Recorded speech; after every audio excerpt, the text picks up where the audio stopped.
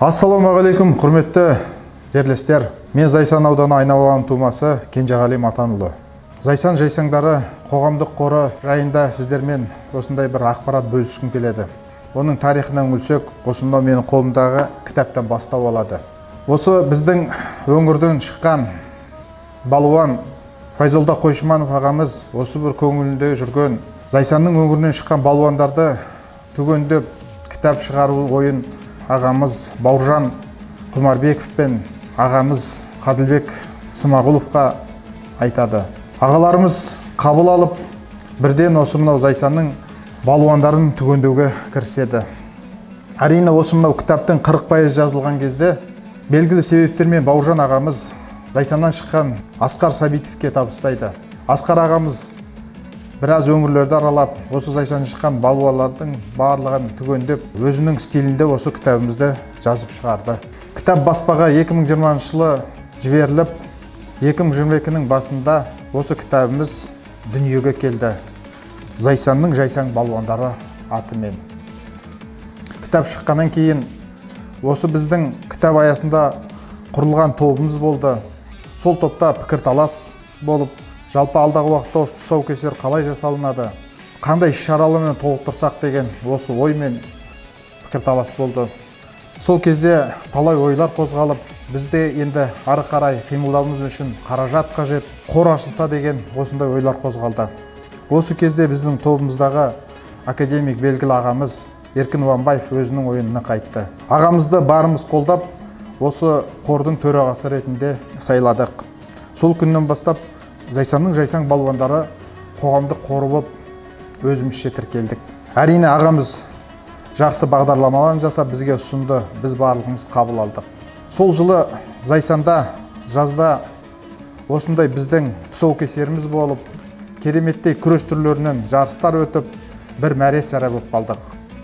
Әрине барлығымыз көңілмен, сондай бір шынайы бір ықыласпен барып, жақсы тарқастық.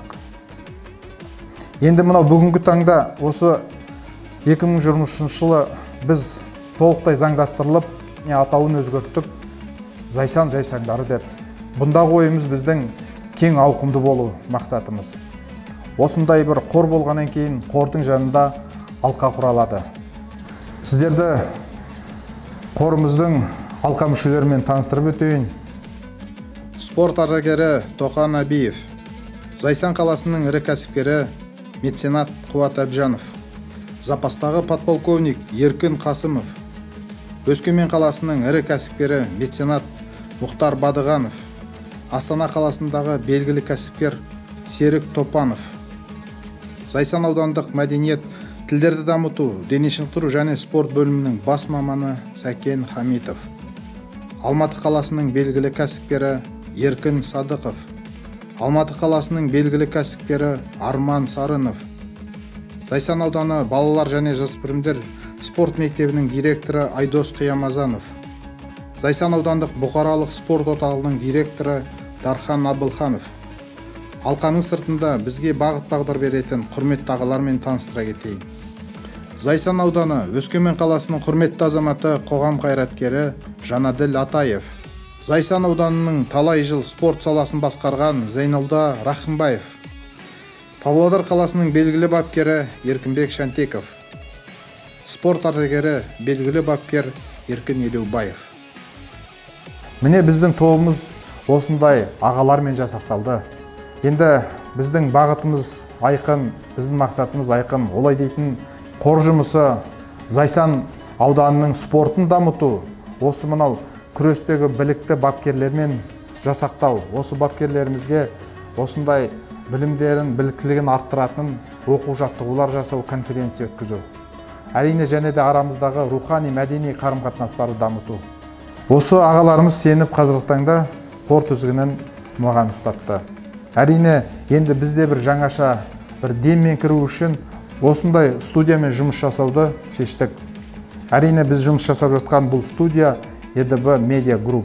Студия мақсаты осы біздің арамыздағы тобымыздың арасындағы тұлғаларды таныстыру, өздерінің өмірдегі жиған тәжірибелерімен бөлісу, және де осы мынау біздің істеліп жатқан жұмыстардың барлығын осы студияда өрбіту. Студияда жасалған жұмыстарымызды осындай YouTube каналдарында, әлеуметтік желілерде тамашалайтын боласыздар. Қор болғаннан кейін қоржынын қалай толтырамыз деген ой туындауы мүмкін. Ол сұрақтың жауабы бізде мынандай. Осы әрбір балуан ай сайын өзінің жарнасын төлеп тұратын болады.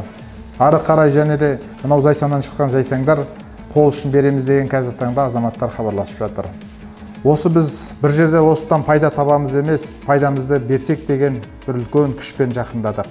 Біздің кезіндегі бабалар ағызған бүтін ел болу, ел болам десең бесігіңді түзе деген осы бір өсиеттері осы біздің жобамызға сыяды. Әр адамның жүрегінде отан, жерге, елге деген махаббаты болады. Сол махаббатты оятсақ, осы еліне, жеріне мейіріммен қарайтын жауапкершілігі мол азаматтардың шығатынына біз сенімдіміз. Міне біздің бастағанымыз туған жерге деген құрметтен басталды. Бұл ісімізді ары қарай әлсіретпей, тек күшейтуге біз күш саламыз. Ал Зайсан жайсаңдары тек алға. Осы біз бастаған ісіміз ғұмырлы болсын деп тілеймін. Алға Зайсан жайсаңдары.